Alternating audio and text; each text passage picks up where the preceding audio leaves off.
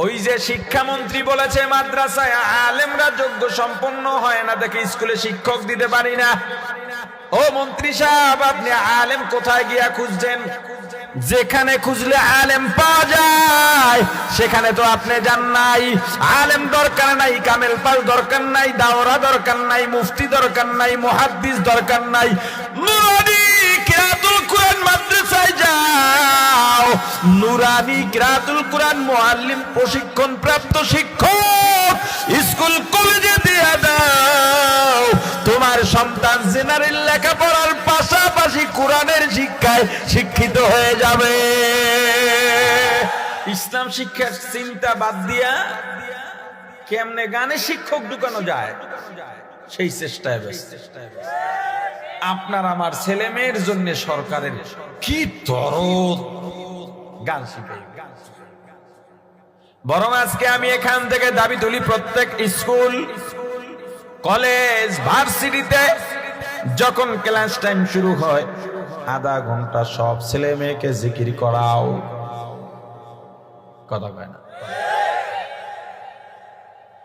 জিকিরের এমন এক প্রভাব তোমার সন্তানের কলবে যদি ছোট থেকেই জিকির ঢুকায় দিতে পারো, হোঁচট খাবে, চিৎকার দিবে ইন্না লিল্লাহ বলে।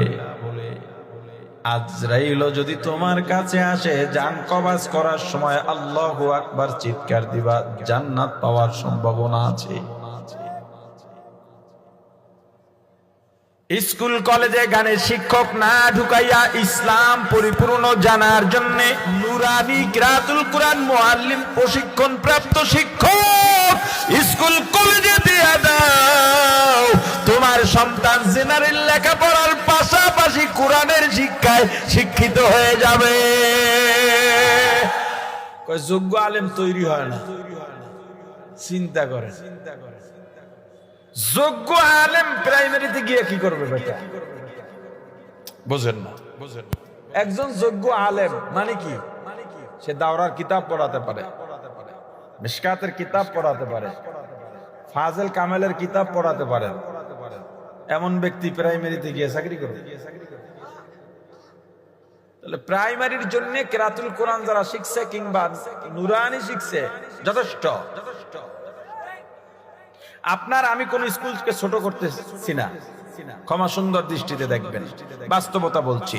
ওই নুরানি শিক্ষক প্রাইমারিতে নিয়োগ দেন, ইনশাআল্লাহ দায়িত্ব নিয়ে বললাম ওই স্কুলের যতজন শিক্ষক আছে তাদের থেকে এই নুরানি শিক্ষকের হাতের লেখা ভালো। পরীক্ষা করে দেখে, ও যত্ন করে পড়াবে, কারণ ওর শিক্ষাটাই ছোট থেকে যে যেভাবে গড়ে ওঠে সে সেভাবেই চলে। এখন দেখেন না, এটা আমাদের কপাল যে এই দেশ আলেমের দেশ, পীরের দেশ, মসজিদের দেশ, মাদ্রাসার দেশ, মুসলমানের দেশ, হাফেজদের দেশ। দেখেন না প্রতি বছর বিশ্বের শত শত রাষ্ট্রকে সব পিছনে ফেলে বাংলাদেশের ছেলেরা এক নাম্বার হয়। দেখেন না? না অথচ বাংলাদেশের স্কুলে ইসলাম শিক্ষা নাই। ইসলাম শিক্ষার চিন্তা বাদ দিয়া কেমনে গানে শিক্ষক ঢুকানো যায় সেই চেষ্টায় ব্যস্ত। আপনার আমার ছেলে মেয়ের জন্য সরকারের কি দরদ গান শিখাই। বরং আজকে আমি এখান থেকে দাবি তুলি, প্রত্যেক স্কুল কলেজ ভার্সিটিতে যখন ক্লাস টাইম শুরু হয় আধা ঘন্টা সব ছেলে মেয়েকে জিকির করাও। কথা কয় না? জিকিরের এমন এক প্রভাব তোমার সন্তানের কলবে যদি ছোট থেকেই জিকির ঢুকায় দিতে পারো, হোঁচট খাবে, চিৎকার দিবে ইন্না লিল্লাহ বলে। আজরাইল যদি তোমার কাছে আসে জান কবাজ করার সময় আল্লাহু আকবার চিৎকার দিবা, জান্নাত পাওয়ার সম্ভাবনা আছে। স্কুল কলেজে গানের শিক্ষক না ঢুকাইয়া ইসলাম পরিপূর্ণ জানার জন্য ওই যে শিক্ষামন্ত্রী বলেছে মাদ্রাসায় আলেমরা যোগ্য সম্পন্ন হয় না দেখে স্কুলে শিক্ষক দিতে পারি না। ও মন্ত্রী সাহেব, আপনি আলেম কোথায় গিয়া খুঁজছেন? যেখানে খুঁজলে আলেম পাওয়া যায় সেখানে তো আপনি যান নাই। আলেম দরকার নাই, কামেল পাল দরকার নাই, দাওরা দরকার নাই, মুফতি দরকার নাই, মুহাদ্দিস দরকার নাই, নুরানি কিরাতুল কুরআন মাদ্রাসায় যাও। নুরানি কিরাতুল কুরআন মুআল্লিম প্রশিক্ষণ প্রাপ্ত শিক্ষক স্কুল কলেজে দিয়ে দাও। তোমার সন্তান জেনারেল লেখাপড়ার পাশাপাশি কোরআনের শিক্ষায় শিক্ষিত হয়ে যাবে। যোগ্য আলেম তৈরি হয় না, চিন্তা করে। যোগ্য আলেম প্রাইমারিতে গিয়ে কি করবে বেটা? বোঝেন না। একজন যোগ্য আলেম মানে কি? সে দাওরার কিতাব পড়াতে পারে, মিশকাতের কিতাব পড়াতে পারে, ফাজেল কামেলের কিতাব পড়াতে পারে। এমন ব্যক্তি প্রাইমারিতে গিয়ে চাকরি করবে? তাহলে প্রাইমারির জন্য কিরাতুল কোরআন যারা শিখছে কিংবা নুরানি শিখছে যথেষ্ট। আপনার আমি কোন স্কুলকে ছোট করতেছি না, ক্ষমা সুন্দর দৃষ্টিতে দেখবেন, বাস্তবতা বলছি।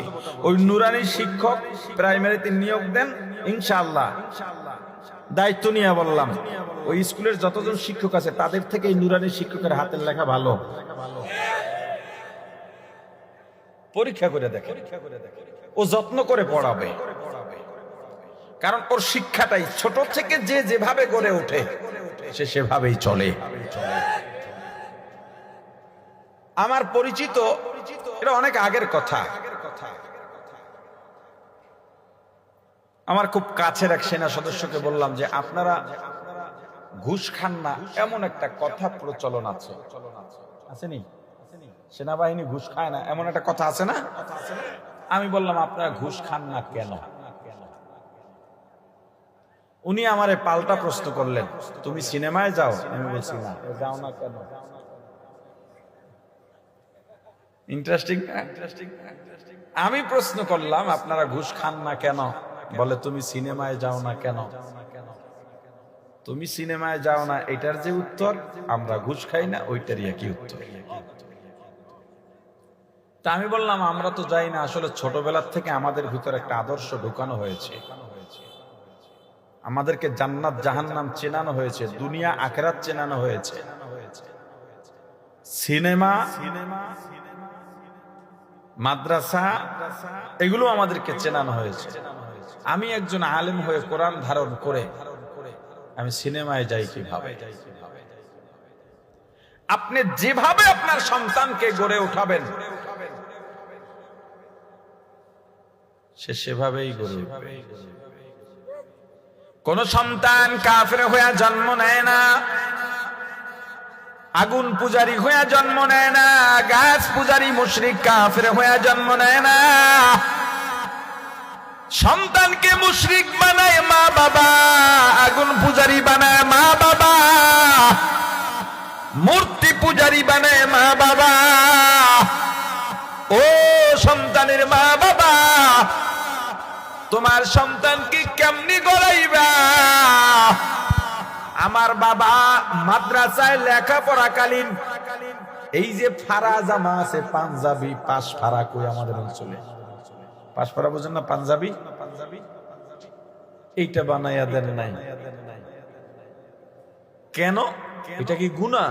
না, অবশ্যই সুন্নাত আদায় হয়। সতর্কতা, মা বাবার সতর্কতা।